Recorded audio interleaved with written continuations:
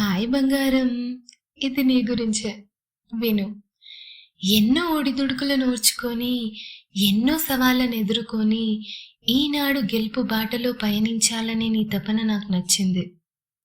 నాకు తెలుసు నువ్వు మునుపటిలా లేవని.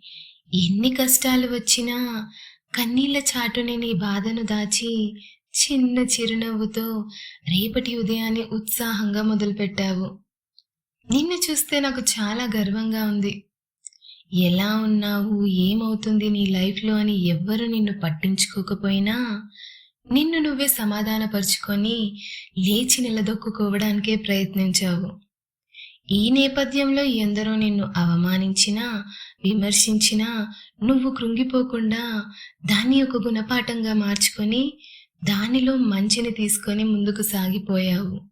కానీ వాళ్ళని నిందించలేదు.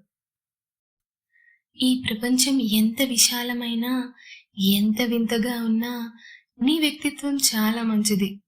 దాన్ని ఆసరాగా తీసుకొని, నువ్వు ఈ ప్రపంచంలో నువ్వు కోరుకున్న కొత్త ప్రపంచం వైపు విజయ గర్వంతో దూసుకుపో.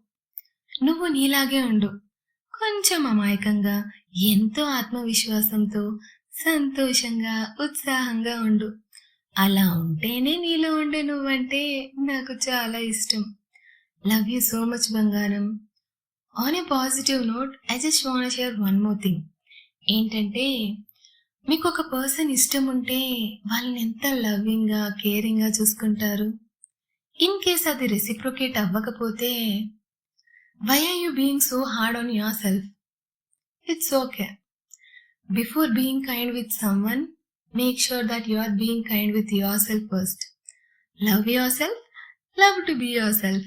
అప్పటి వరకు stay healthy, stay safe and keep smiling.